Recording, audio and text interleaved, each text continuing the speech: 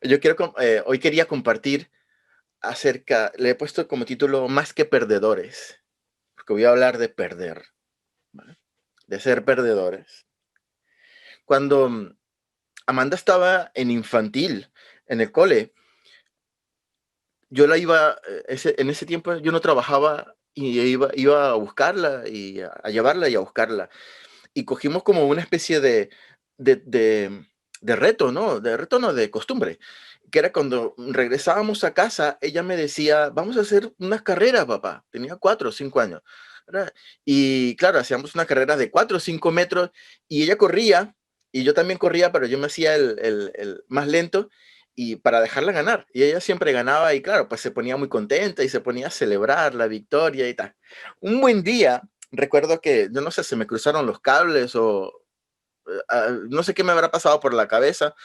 Ese día ella me dijo, papá, vamos a hacer una carrera. Y pues yo corrí más rápido y le gané.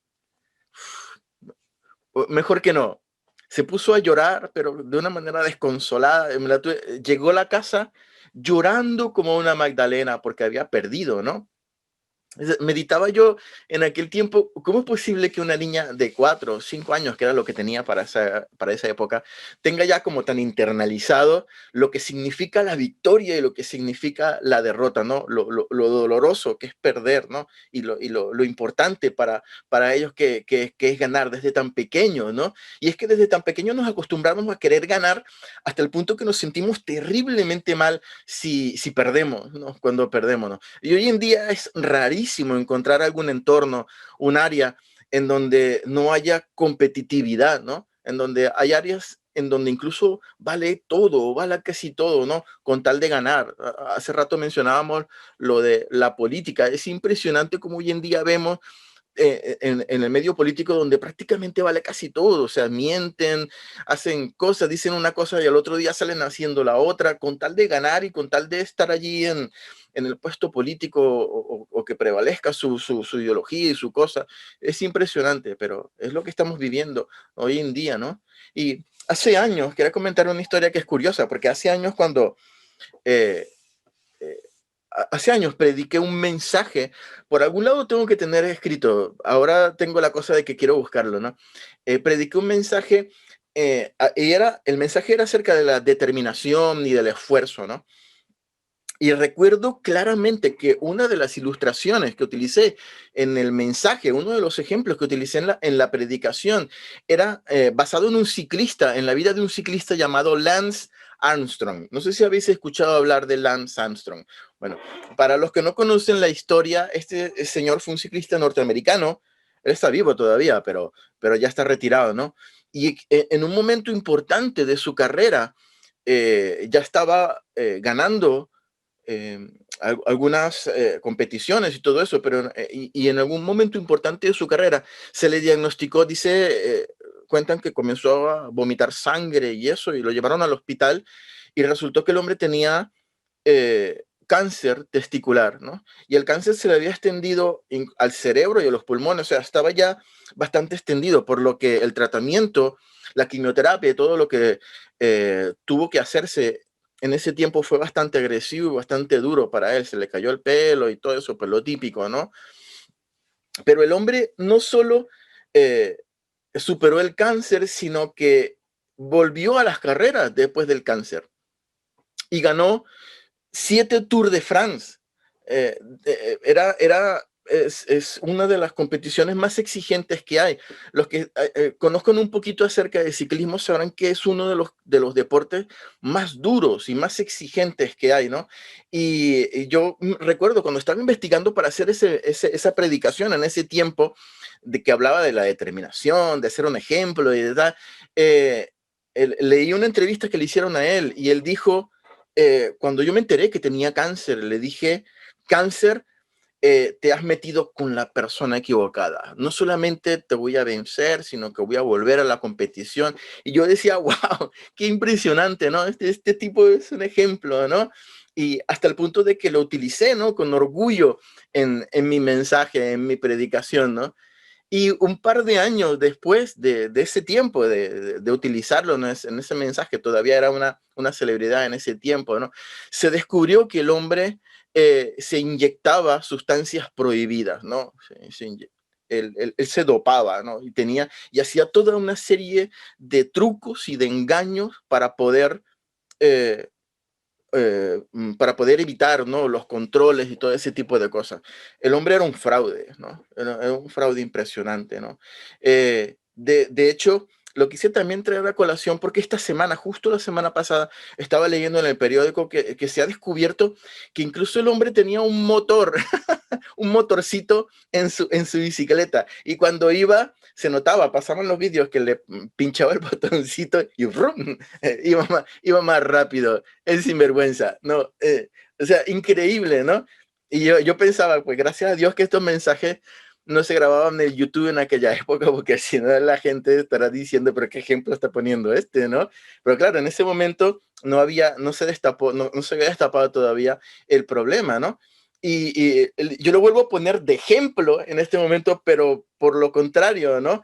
Por lo que la gente hace cualquier cosa para ganar y para no perder, ¿no? Todo lo que se llega a hacer para evitar la derrota, ¿no? Y en nuestro caminar como cristianos usamos también muchas veces varas de medir que utiliza el mundo muy parecidas, ¿no? Para cuando entramos en el terreno del éxito, de ganar o de perder, ¿no? Y aquí, si por ejemplo, si un pastor tiene una iglesia grande, con un bonito templo, con un montón de cosas, ¿no? Con un montón de miembros, tiene flota de autobuses y un grupo de música fabuloso, ¿no? Entonces, mm, nosotros lo medimos prácticamente con la misma vara de medir, ¿no? Este es un pastor de éxito, este es un pastor un vencedor, no un ganador. Pero si por el contrario tenemos una iglesia pequeñita que se reúne con Zoom, que tiene unos poquitos miembros, que no tiene ni siquiera templo para reunirse y tal, entonces este pastor ya no es, incluso los mismos creyentes, ¿no? Lo ven como que no es un pastor de éxito, ¿no? ¿No? Y existen corrientes dentro del mismo cristianismo, ¿no? Que predica que si eres pobre o si no tienes suficientemente éxito, si no tienes un coche último modelo, ¿no? Algo estás haciendo mal, ¿no? Porque la Biblia dice que somos más que vencedores y que somos hijos del rey y tal. Y eso lo dice, ¿no? Es cierto, en Romanos 8, pero yo creo que para un creyente ser más que vencedor no quiere decir ser menos perdedor. La victoria de la que habla Romanos capítulo 8 es la victoria sobre la muerte y sobre el pecado, que es por medio de Jesús. Pero cuando yo hablo de perder, es que como creyentes nosotros tenemos que estar dispuestos a perder. Dice Mateo capítulo 16, versículo 25, porque todo el que quiera salvar su vida, la perderá, y el que pierda su vida por causa de mí, la hallará. Jesús dijo estas palabras que, por cierto, hemos mencionado ya en un par de ocasiones. Creo que las dos últimas veces que he compartido la palabra, eh, he mencionado este pasaje, ¿no? Porque nada es casualidad. Dios quiere hablarnos acerca de esto. Cuando Jesús hablaba a sus discípulos y él le decía que necesitaba perder su vida, que era menester, que era necesario que él perdiese su vida, la palabra nos recuerda que también Pedro lo llevó aparte, le dijo, no, Señor, que nada de esto te acontezca, ¿no? Y la respuesta de Jesús fue, apártate de mí, Satanás, eres tropiezo, porque no pones tu mirada en las cosas de Dios, sino en las cosas de los hombres, ¿no? Las cosas de los hombres, la manera de pensar del mundo, la manera como el mundo mide el éxito. Mientras más gane, menor perdedor seré. Hace unos cuantos años, para reforzar esta idea, hermanos, leía algunas publicaciones en el Facebook y justo alguien publicó una noticia acerca del Papa Católico Francisco, el Papa Francisco, ¿no? Y en una parte era una publicación cristiana evangélica, ¿no? Y se llevaban las manos a la cabeza porque fue un discurso que dio este señor y él decía que la cruz de Cristo había sido un fracaso, ¿no? De hecho, decía, pues, el mayor fracaso de la historia, ¿no? Y algunos conocidos míos de la iglesia en Venezuela y tal, lo publicaban y se llevaban las manos a la cabeza y decían, ¿cómo es posible que el principal líder de la iglesia católica se le ocurra decir semejante barbaridad? Que la cruz fue un fracaso. Bueno, en realidad, si nosotros leíamos el artículo, él se estaba refiriendo a que desde el punto de vista humano, la cruz fue un fracaso. Y yo no sé, yo no estoy de acuerdo obviamente con todo lo que dice el Papa Francisco, pero yo le dije a mis amigos ese día, le escribí y les digo, pues yo creo que lo que está diciendo Francisco es correcto. Desde el punto de vista humano, la cruz fue un fracaso porque se suponía que el Mesías tenía que tener un reino eterno y la muerte acaba con la eternidad. Entonces, desde el punto de vista humano, yo creo que esta vez este hombre tiene razón. Pues me saltaron como 4 o 5 cristianos a decirme que cómo se me ocurría decir que la cruz fue un fracaso. Y yo le decía, pero no seas tonto. Te estoy diciendo, tú que eres creyente y que has recibido la revelación, sabes que la cruz fue la mayor victoria de la historia, pero desde el punto de vista humano, Jesús perdió, a Jesús lo mataron en una cruz allí. Eso es un fracaso desde el punto de vista humano. Si él hubiese sido exitoso, todo el pueblo de Israel hubiese creído en el Mesías. Yo se los intenté explicar por activa o por pasiva y tal vez no lo expliqué bien, otra vez estoy yo equivocado, pero todos los creyentes y cristianos que estaban allí me dijeron, pero ¿cómo se te ocurre decir eso? Pero es que yo no entiendo no entiendo, ¿será que no tengo razón en lo que estoy diciendo? Yo lo veo así, el mundo lo entiende como un fracaso porque es realmente una muerte allí en la cruz. Nosotros sabemos que no fue un fracaso, que fue la mayor victoria de la historia, ¿no? De hecho, la gente le decía, si eres el Hijo de Dios, bájate de la cruz, porque morirse en una cruz es un fracaso, pero si te bajas, me vas a probar que tú eres realmente el Hijo de Dios. Lo tengo que medir con mi manera de yo pensar qué es victoria y qué es derrota, ¿no? Pero si Jesús hubiese bajado de la cruz en ese momento, hubiese sido una de las mayores tragedias para el mundo pecador de toda la historia. De hecho, la misma palabra dice en 1 Corintios 1:18, porque la palabra de la cruz es locura a los que se pierden. Es locura. Si lo miramos con el razonamiento humano, somos unos locos perdidos. Pero a los que se salvan, esto es a nosotros, los creyentes, es poder de Dios. Nosotros no medimos las cosas como la mide el mundo, no medimos el éxito como lo mide el mundo, ni medimos el fracaso como lo mide el mundo.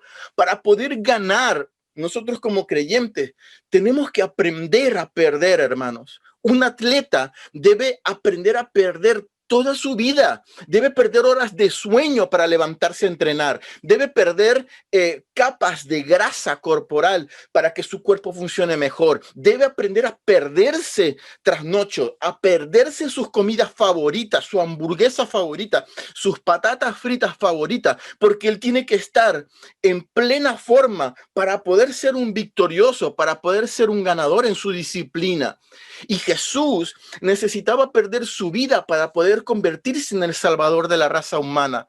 Después de la cruz, la palabra dice que Dios le exaltó hasta lo sumo y le dio un nombre que es sobre todo nombre. Eso quiere decir que Él está por encima de cualquier autoridad. Pero Jesús tuvo que perder para poder cumplir el propósito del Padre para su vida. 16:25 del libro de Mateo, porque todo el que quiera salvar su vida, la perderá. Pero el que pierda su vida por causa mía, la hallará. En otras palabras, quien se esfuerce por sus propios medios para ganar cosas para sí mismo a través del punto de vista del sistema, según lo que este mundo establece, su vida la va a perder. Pero si dedicamos nuestra vida a trabajar, a estudiar, a pagar cuentas, a invertir solo en nosotros y lo que a nosotros nos llena y nos satisface, para poder presentarnos delante de los demás, de nuestros iguales, como no perdedores, como ganadores, demostrar que somos ganadores, entonces estaremos invirtiendo en nada, en vano. Llegaremos viejos con metas alcanzadas, sí, probablemente, con recursos, probablemente, pero ¿qué peso tiene eso en la eternidad? Jesús dijo, el que pierde la vida por causa mía la ganará. Y algunas veces atribuimos este versículo a los cristianos mártires, ¿no? Aquellos que mueren cuando los persiguen y cuando los atacan, y a los romanos que les echaban los leones, ¿no? Y se los comían, ¿no? Ha perdido su vida y pues la ganó en el reino de los cielos, ¿no? Pero no solamente eso, hermanos, todos tenemos que perder y sacrificar cosas por amor a Dios. Nuestro caminar con Dios exige cierta cosa de sacrificio. Yo siempre digo, no me lo voy a cansar de decir, porque yo lo vivo en mis propias carnes, como el atleta que debe perderse de comer sus patatas fritas o su hamburguesa favorita para poder llegar a ser vencedor. También nosotros tenemos que deponer, tenemos que negarnos a nosotros mismos muchas veces para poder agradar a Dios y para poder ser un verdadero vencedor, como dice la palabra. Hace un año exactamente, hermanos, y perdónenme que este mensaje tiene muchos ejemplos, pero así me ha salido. Hace un año murió un apologista cristiano a quien yo admiraba mucho. Aunque nunca leí sus libros, vi muchas de sus conferencias e incluso él se presentaba delante de universidades y se presentaba delante de auditorios que son mayormente ateos y ese tipo de cosas, y la gente le hacía preguntas y me llamaba tanto la atención como el hombre respondía, porque tenía una capacidad de respuesta, tenía una capacidad de citar la palabra de Dios. Yo decía, wow, qué maravilloso, ¿no? Este hombre, ¿no? Era un ejemplo para mí, ¿no?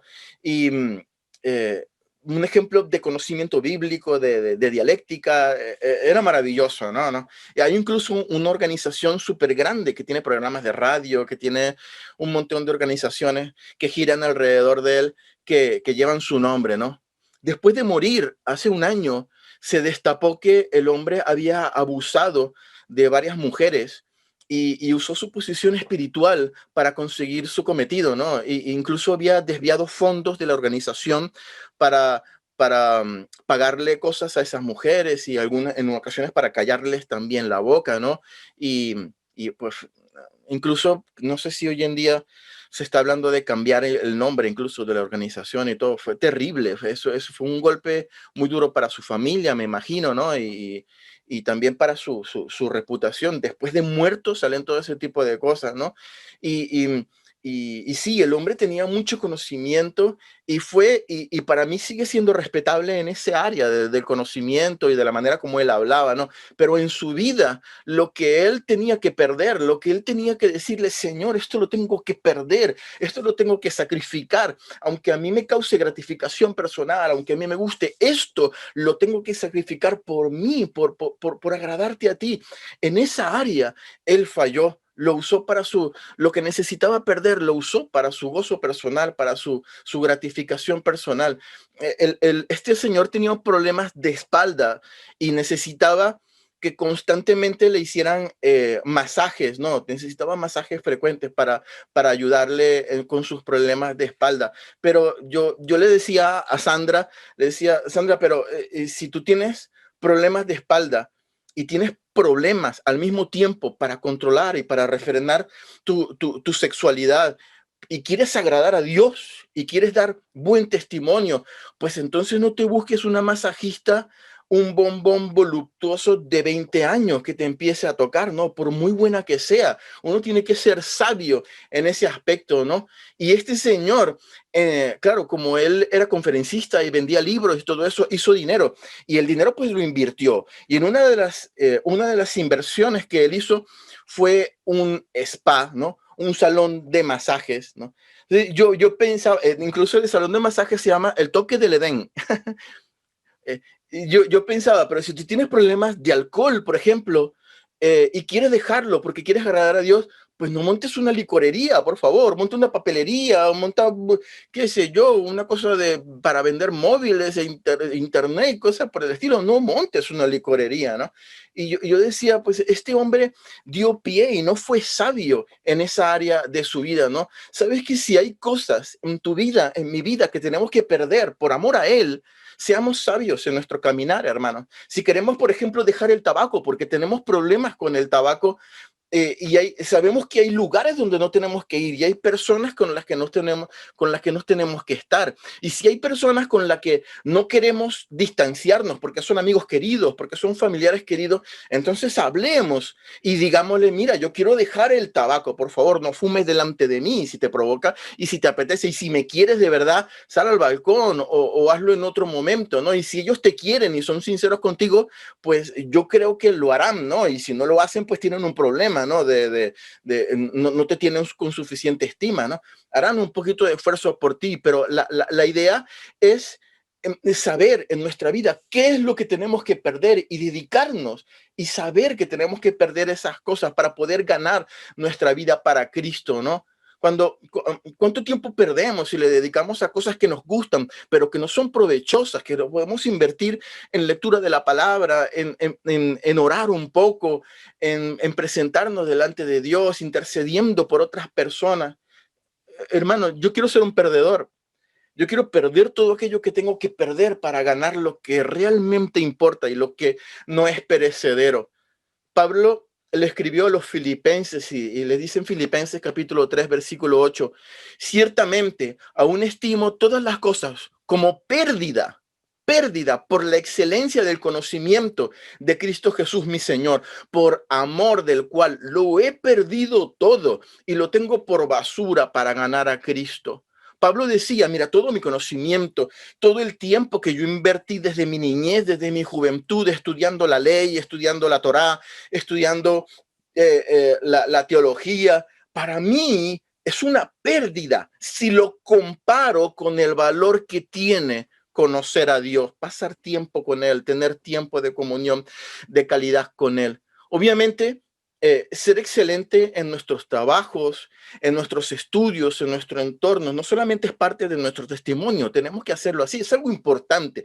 Tenemos que esforzarnos por ser excelentes en el medio donde nos desenvolvemos. Tampoco que vamos a decir como yo pues solamente confío en Dios y como Dios, yo solamente quiero pues servir a Dios, pues salgo mal en todos mis exámenes o en el trabajo o lo que sea.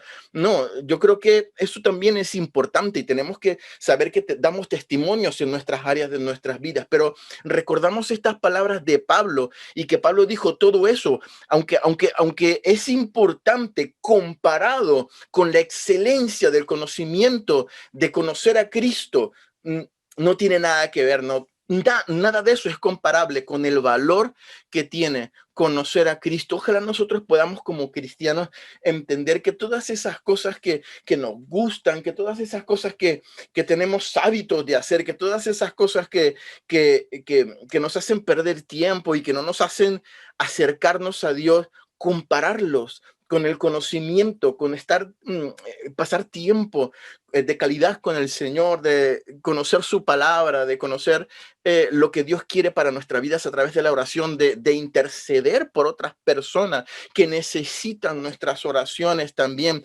dejando un poquito el Señor, mira, dame, Señor, mira, yo quiero, Señor, mira, yo necesito. No, Señor, mira aquel, mira a mi hermano, mira cómo está, mira, también tener tiempo de calidad de intercesión por otras personas, también que comparado con eso, hermano, nosotros podamos perder, entre comillas, perder el tiempo, perder perder otras cosas que a nosotros nos gustan, que a nosotros nos gratifican, pero que tengamos esa cuota también de sacrificio cuando se trata de servir al Señor y de poder agradarle a Él. Hermanos, nada de eso es comparable con el valor que tiene de conocer a Cristo y que podamos ser más que perdedores, pero perder lo que Dios quiere que perdamos para ganar lo que Dios quiere que ganemos. Amén. Bueno, hermanos, era lo que quería compartir. Perdonar que fui un poquito rapidito, pero habíamos hecho mucha tertulia al principio y no quería pues quitar tanto tiempo. Que el Señor me los bendiga. Si quieren